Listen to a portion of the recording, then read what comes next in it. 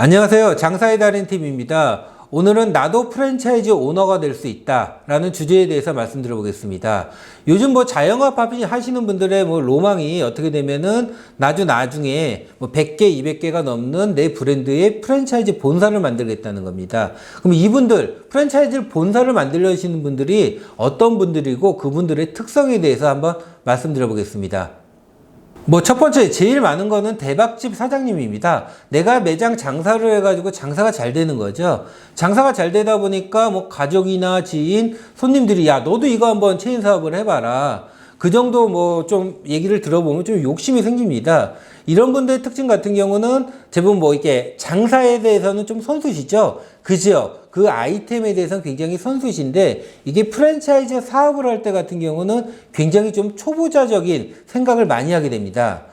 예를 들어가지고 내가 10년 동안 치킨집을 했는데 단골 손님들께서 이 체인점 어떻게 내? 이렇게 좀 물어보신 분들이 10명, 100명 있다. 이분들을 생각하고 창업 프랜차이즈 본사를 만드시는데 생각보다 그분들의 이게 실제로 창업될 확률은 높지는 않은 편이고요. 이분들 같은 경우는 주변 지인분들이 창업 문의라든가 이렇게 손님들이 창업 문의 이런 걸 얘기를 듣고 프랜차이즈 시작합니다. 근데 매장 자체가 워낙 똘망하고 좀 장사가 잘 된다고 하면은 지인이나 가족을 통해 가지고 몇 개 정도는 가능해요. 한 5개에서 10개 정도의 창업은 가능한데 이게 일반 창업자들까지 좀 확장하는 데는 조금 어려운 편이 있고요. 이분들 같은 경우는 프랜차이즈 시스템에 대한 좀 이해가 좀 많이 부족합니다. 그래서 내가 개인 매장을 운영하던 거를 그대로 프랜차이즈에 가맹점에 적용하기가 좀 어려운 부분이 있는데 그 부분을 무시하고 진행하시는 경우가 좀 많이 있습니다.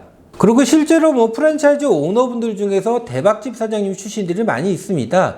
본인 매장이 좀 장사가 잘 돼가지고 프랜차이즈로 성공하시는 오너분들도 분명히 있는 편이고요. 실제로 대박집 사장님에서 프랜차이즈 오너 굉장히 꿈이지만은 성공하시는 분도 있고 실패하시는 분도 있습니다.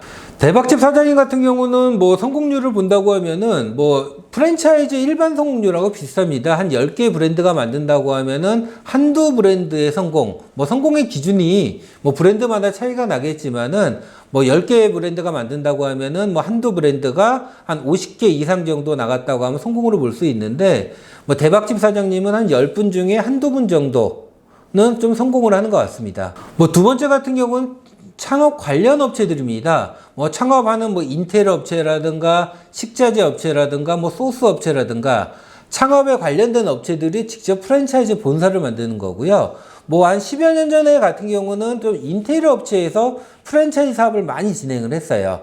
프랜차이즈 시공을 하다 보니까 좀 나름대로 노하우를 얻으셔가지고 주점 계통의 창업을 좀 많이 프랜차이즈 본사를 창업을 했었고요. 근데 요즘 같은 경우는 인테리어 업체보다는 좀 식자재 업체라든가 소스 업체, 유통업체들이 프랜차이즈 쪽으로 많이 좀 뛰어드는 편입니다. 실제로 이런 식자재라든가 소스, 유통업체들 같은 경우는 해당 제품에 대해서 좀 노하우라든가 제조라든가 유통의 노하우가 있다 보니까 일반 프랜차이즈 도전하시는 분들보다는 조금 성공률이 높은 편입니다. 이런 식자재 업체 같은 경우는 직접 프랜차이즈 본사에 납품을 하면서 그 노하우를 가지고 직접 가맹점을 좀 차려주는 거죠. 이분들 같은 경우는 직접 자기 지입 차량으로 매장에 좀 갖다 준다거나 하면서 가맹점과의 커뮤니케이션이 좀 더 수월한 부분이 있고요. 일반적으로는 이런 식자재 업체가 프랜차이즈 사업을 시작했을 때의 성공률이 다른 분들보다는 조금 높은 편이라고 볼 수 있습니다. 세 번째 같은 경우는 프랜차이즈 본사 직원 출신입니다.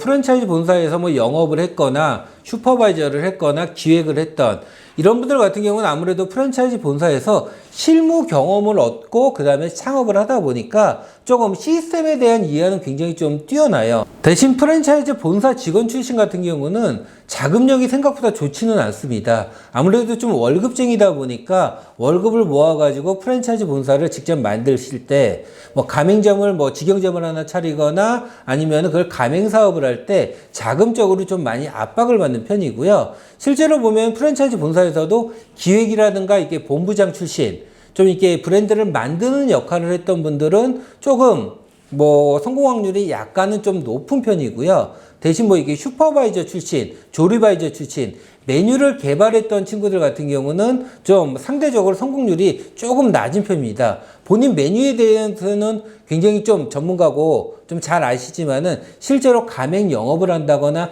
기획을 하는데 조금 약한 편이고요. 프랜차이즈 영업 출신 같은 경우는 아무래도 좀 직접 뭐 가맹점 모집을 상담을 하거나 점포 개발을 하거나 하다 보니까 조금 다른 파트보다는 성공률이 조금 높은 편입니다.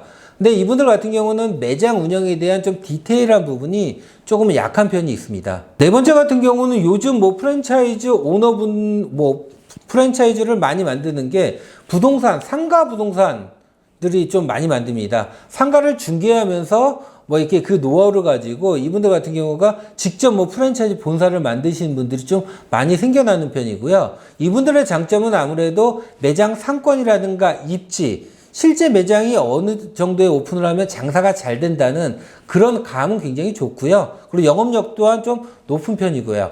대신에 이분들은 가맹점, 매장에 대한 운영 노하우라든가 아니면은 좀 프랜차이즈 시스템이 약하다 보니까 조금은 좀 약간은 좀 치고 빠진다는 그런 느낌의 아이템을 많이 만드는 편입니다. 다섯 번째 같은 경우는 자금력을 갖춘 회사들입니다. 뭐 기존에 뭐 이벤트 회사를 한다거나 뭐 상가 뭐 건축 회사라든가 이렇게 좀 전혀 다른 업종에서 자금력은 있는데 요즘 뭐 프랜차이즈가 괜찮은 것 같다 해가지고 프랜차이즈 아예 브랜드를 기획을 해가지고 뭐 가맹점을 내고 본사를 만드는 경우입니다.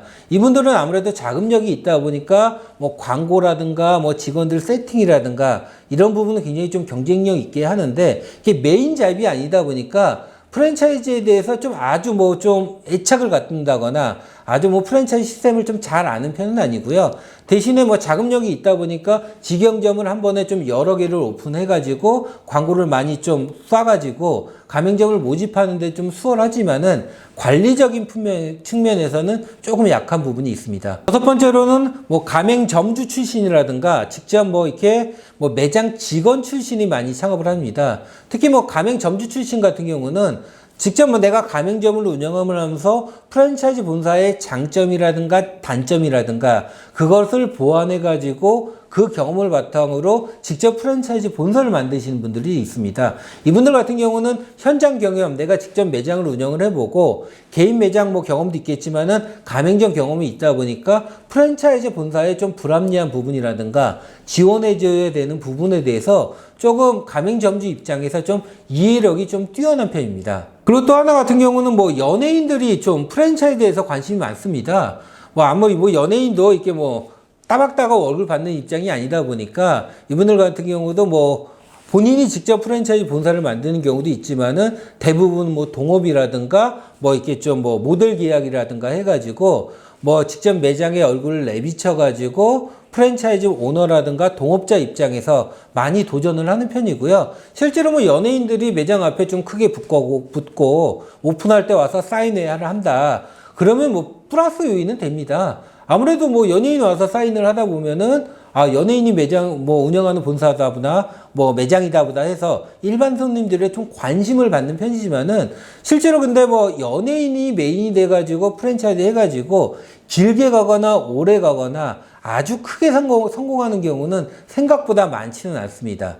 마지막으로 하면은 뭐 1브랜드가 성공한 뭐 1브랜드가 운이 좋든 시스템이 좋든 1브랜드가 좀 뭐 성공을 해가지고 매장이 뭐 100개, 200개 나간 이후에 뭐 2브랜드, 3브랜드를 만드는 경우입니다. 실제로 프랜차이즈 사업이라는 게 대기업에서도 뛰어들어가지고 실패 확률이 높은 이유 자체가 자본력만 있고 경험만 있다고 성공을 하는 건 아닙니다. 시스템이라든가 운대라든가 모든 게 좀 맞아줘야 되는 거고요. 실제로 1브랜드를 좀 뭐 운이 좋든 뭐 잘 돼가지고 성공하신 분들은 좀 자신감이 굉장히 쌓입니다. 1브랜드를 할 때는 매장 하나밖에 없었지만은 뭐 사무실도 있고 직원도 있고 뭐 협력업체도 굉장히 좀 탄탄하게 구성되어 있지만은 2브랜드를 만들었을 때의 성공률 1브랜드만큼 갈 수 있느냐? 1브랜드가 100개 나갔는데 2브랜드가 200개, 300개 나가는 경우는 실제로 열에 하나, 둘밖에 나오지 않습니다. 그 이유 자체는 대부분 1브랜드보다는 2브랜드에 대해서는 매장을 좀 더 크게 만들거나 고급스럽게 만들었거나 본사의 수익 구조를 좀 좋게 만드는 일브랜드를 성공을 하다 보니까 자신감이 생기다 보니까 좀 더 크게, 좀 더 공격적으로 하는데 실제로 프랜차이즈 뭐 성공률 같은 경우는 뭐 이게 좀 규모가 커질수록 좀 이게 성공률이 조금 낮아지는 편이 있습니다. 뭐 프랜차이즈 오너, 뭐 대부분 뭐 자영업자들의 로망이지만은 뭐 대부분 보시면은 성공률이 높은 편은 아니고요. 대신 프랜차이즈 오너에 대한 꿈은 한번 생각을 해보시는 것도 나쁘진 않습니다. 내 매장을 좀 잘 만들어가지고 장사 잘 되게 만든 이후에 그걸 나와 똑같은 가맹점을 오픈할 수 있다는 거는 뭐 자영업들의 좀 로망이 될 수 있고요. 대신에 뭐 프랜차이즈 장사하는 것과 프랜차이즈 사업하는 건 좀 차이가 있다 보니까 거기에 대한 뭐 좀 공부라든가 좀 지식을 습득을 하는 게 좀 중요할 것 같습니다. 이상 장사의 달인 TV였습니다. 감사합니다.